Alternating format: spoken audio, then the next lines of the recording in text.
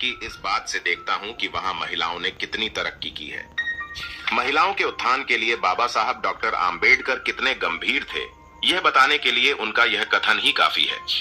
भारत में जब फेमिनिज्म यानी नारीवाद का कोई नाम भी ढंग से नहीं जानता था, उस वक्त बाबा साहब डॉ आम्बेडकर ने नारी सशक्तिकरण के लिए ऐसे काम किए जिससे आज भारतीय महिलाएं अंतरिक्ष तक जा पहुंचे हैं। 20वीं शताब्दी में बाबा साहब पहले व्यक्ति थे जिन्होंने ब्राह्मणवादी, लेकिन विडंबना देखिए, इतना सब कुछ करने के बाद भी बाबा साहब भारत में नारीवाद का चेहरा नहीं बन पाए। लोगों ने उन्हें सिर्फ दलितों के नेता और संविधान निर्माता तक सीमित कर दिया, जबकि महिलाओं की भलाई के लिए उनके जितने काम शायद ही किसी भारतीय नेता ने किए हों। उनकी आधुनिक सोच और दूरदर्शिता का अंदाजा आप इस बात से भी लगा सकते हैं कि जब भारतीय समाज महिलाओं को चारदीवारी में कैद रखे हुए था, तब उन्होंने कामकाजी महिलाओं के लिए मैटरनिटी लीव दिलाई। आपको बताते हैं कि महिलाओं की भलाई के लिए बाबा साहब ने क्या कुछ किया। बाबा साहब ने शिक्षा के दम पर अपने फन के बच्चों का भविष्य संवारा था, इसलिए बाबा साहब शिक्षा के महत्व को बखूबी जानते थे। पुरुषों की शिक्षा के साथ साथ को महिलाओं की शिक्षा को भी बहुत जरूरी मानते थे। जेएनयू में असिस्टेंट प्रोफेसर डॉक्टर प्रवेश कुमार के मुताबिक 1913 में न्यूयॉर्क में एक भाषण देते बच्चों को जन्म देते हैं, कर्म नहीं देते। माँ बच्चों के जीवन को सिंचित मोड़ दे सकती है। यह बात अपने मन पर अंकित कर, यदि हम लोग अपने लड़कों के साथ साथ अपनी लड़कियों को भी शिक्षित करें तो हमारे समाज की उन्नति और तेज होगी। बाबा साहब का यह कथन पूरी तरह सच साबित हुआ। आज भारत की लड़कियां शिक्षित होकर हवाई जहाज तक उड़ा रही हैं। मैं बाबा साहब ने न्यूयॉर्क में पढ़ाई के दौरान अपने पिता के करीबी दोस्त को पत्र में लिखा था, बहुत जल्द भारत प्रगति की दिशा शुभ चुनौती को पूरा करने से पहले हमें भारतीय स्त्रियों की शिक्षा की दिशा में सकारात्मक कदम उठाने होंगे। 18 जुलाई 1947 को करीब 3000 महिलाओं के इस संगोष्ठी में बाबा साहब ने कहा था, आप अपने बच्चों को स्कूल भेजिए। शिक्षा महिलाओं के लिए भी उतनी ही जरूरी है जितना कि पुरुषों के लिए। यदि आपको पढ़ना लिखना आता है तो समाज में आपका उद्धार संभव है। एक पिता का सबसे पहला काम अपने घर में स्त्रियों होना चाहिए। शादी के बाद महिलाएं खुद को गुलाम की तरह महसूस करती हैं। इसका सबसे बड़ा कारण निरक्षरता है। यदि स्त्रियां भी शिक्षित हो जाएं, तो उन्हें यह कभी महसूस नहीं होगा कि भारत की पहली महिला शिक्षिका सावित्री बाई फुले और फातिमा शेख की परंपरा को बाबा साहब ने आगे बढ़ाया और महिलाओं को पढ़ने लिखने की आजादी के लिए खूब प्रयास किए। मनुस्मृति में स्त्रियों को जड़, मूर्ख और कपटी स्वभाव का माना गया है, पशुओं की भांति। लेकिन बाबा साहब ने महिला शिक्षा के लिए काफी काम किया कि मैटरनिटी लीव ले सकती हैं, जिसकी शुरुआत बाबा साहब डॉक्टर आम्बेडकर ने ही की थी।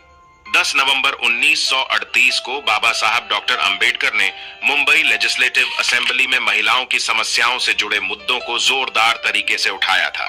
इस दौरान उन्होंने प्रसव के दौरान महिलाओं के स्वास्थ्य से जुड़ी चिंताओं पर अपने विचार रखे कि आप जानते हैं कि पहले maternity benefit bill doctor Ambedkar द्वारा ही लाया गया था।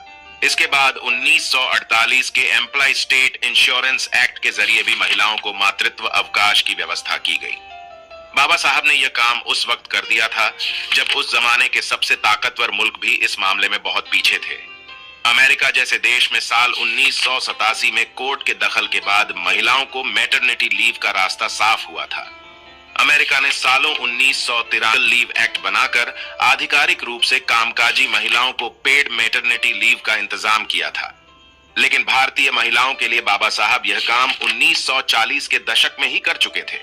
बाबा साहब ने भारतीय नारी को पुरुषों के मुकाबले बराबरी के अधिकार दिए हैं। भारतीय समाज में लैंगिक असमानता को खत्म करने के लिए उन्होंने बाकायदा संविधान में लिंग के आधार पर भेदभाव करने की मनाही का इंतजाम किया। आर्टिकल 14 से आर्टिकल 16 अधिकार देने का प्रस्ताव किया गया है। बाबा साहब ने संविधान में लिखा कि किसी भी महिला को सिर्फ महिला होने की वजह से किसी अवसर से वंचित नहीं रखा जाएगा और ना ही उसके साथ लिंग के आधार पर कोई भेदभाव किया जा सकता है। भारतीय संविधान के निर्माण के वक्त भी बाबा साहब ने महिलाओं के कल्याण से जुड़े कई प्रस्ताव रखे थे।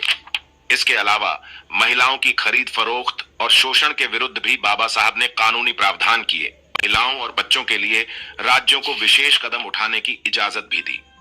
वोटिंग राइट्स को लेकर 20वीं शताब्दी के आधे हिस्से तक दुनिया भर में कई आंदोलन हुए। नारीवाद की पहली और दूसरी लहर में महिलाओं के लिए वोटिंग राइट की जबरदस्त मांग उठी थी, लेकिन उस समय भारत में इसके लिए बहुत ज्यादा आंदोलन नहीं हुए थे। जब बाबा साहब को संविधान लिखने का मौका मिला तो उन्होंने महिलाओं को भी समान मताधिकार दिया। आज 18 साल की उम्र होने पर महिलाएं वोट डालने का हक रखती हैं, अधिकार दिलाया था। अरस्तु से लेकर मनु में महिलाओं को दोयम दर्जे का नागरिक माना। मनुस्मृति काल में नारियों के अपमान और उनके साथ अन्याय की पराकाष्ठा थी। मनुस्मृति के अध्ययनों के दूसरे और तीसरे श्लोक में लिखा है, रात और दिन कभी भी स्त्री को स्वतंत्र नहीं होने देना चाहिए, उन्हें लैंगिक संबंधों द्वारा अपने वश में रखना चाहिए। बालपन में पिता, युवावस्था में पति और बुढ़ापे में पुत्र उसकी रक्षा करें, क्योंकि स्त्री। लेकिन बाबा साहब ने भारतीय संविधान में उन्हें बराबरी ले नागरिक अधिकार दिए। स्विट्जरलैंड जैसे देश में महिलाओं को मताधिकार 1971 में मिला, लेकिन बाबा साहब ने संविधान बनाते वक्त ही महिलाओं को मताधिकार सुनिश्चित कर दिया था। उन्हें खरीद गैर बराबर अलग अलग तरीके से समाज में एक छोटी सी चीज करके था। वह यूनिवर्सल एडल्ट फ्रेंचाइजी धर्म जाति भाषा समूह कुछ भी एक पड़ाव नागरिक बने। बाबा साहब ने संविधान के जरिए महिलाओं को नकारे थे। उन्होंने राजनीति और संविधान के जरिए भारतीय समाज में स्त्री पुरुष के बीच असमानता की गहरी खाई पाटने का सार्थक प्रयास किया। जाति, लिंग और धर्मनिरपेक्ष संविधान में उन्होंने सामाजिक न्याय की कल्पना की है। हिंदू कोड बिल के जरिए उन्होंने संवैधानिक स्तर से महिला हितों की रक्षा का प्रयास किया। इस बिल के 4 प्रमुख अंग थे। पहला, हिंदुओं में बहुविवाह प्रथा को समाप्त करके केवल एक विवाह का प्रावधान जो विधि सम्मत को संपत्ति में अधिकार देना और बच्चे गोद लेने का अधिकार देना। तीसरा, पुरुषों के समान नारियों को भी तलाक का अधिकार देना। हिंदू समाज में पहले पुरुष तलाक भी सकते थे। चौथा, आधुनिक और प्रगतिशील विचारधारा के अनुरूप समाज को एकत्रित करके उसे मजबूत करना डॉक्टर अंबेडकर का मानना था। सही मायने में प्रजातंत्र आएगा जब महिलाओं को पिता की संपत्ति में बीमे का हिस्सा मिलेगा, उन्हें पुरुषों के समान अधिकार मिलेंगे। महिलाओं की उन्नति तभी होगी, परी का दर्जा मिलेगा। शिक्षा और आर्थिक तरक्की उनके इस काम में मदद करेगी। लेकिन राजेंद्र प्रसाद जैसे महिला विरोधी हिंदुओं की वजह से हिंदू कोड बिल पास नहीं हो सका। आखिरकार 7 सितंबर 1951 को बाबा साहब ने मंत्री पद से इस्तीफा दे दिया। बाद 1955 में हिंदू कोड बिल के प्रावधानों को हिंदू विवाह अधिनियम, हिंदू उत्तराधिकार अधिनियम, हिंदू उत्तराधिकार अधिनियम के रूप में अलग अलग पास किया गया। महिलाओं को पिता मान्यता थी कि अगर महिला अपने घर से डोली पर निकलती है तो वापस उसके अर्थी उठती है और विवाहित स्त्रियों को अपने पिता के घर वापस आना पाप माना जाता था। लेकिन बाबा साहब ने महिलाओं के लिए क्रांति की शुरुआत कर दी थी।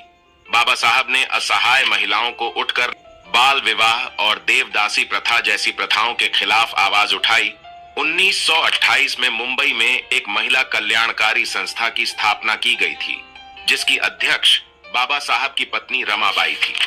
20 जनवरी 342 को डॉक्टर भीमराव अंबेडकर की अध्यक्षता में अखिल भारतीय दलित महिला सम्मेलन का आयोजन किया गया था, जिसमें करीब 25,000 महिलाओं ने हिस्सा लिया था।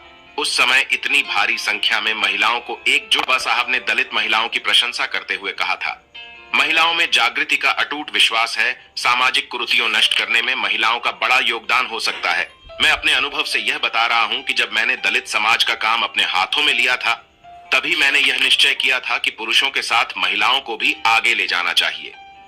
महिला समाज में जितनी मात्रा में प्रगति की है, इसे मैं दलित समाज की प्रगति में गिनती करता हूं। 25 दिसंबर 1945 को बाबा साहब चलाया था कि इसमें शूद्रों के बारे में बहुत बुरी बातें लिखी थी, बल्कि उन्होंने इस घृणित किताब को इसलिए भी आग के हवाले किया था क्योंकि उसमें महिलाओं को अंबेडकर संभवतः पहले अभिनेता रहे हैं जिन्होंने भारतीय संरचना में महिलाओं की स्थिति को जेंडर की दृष्टि से समझने की कोशिश की।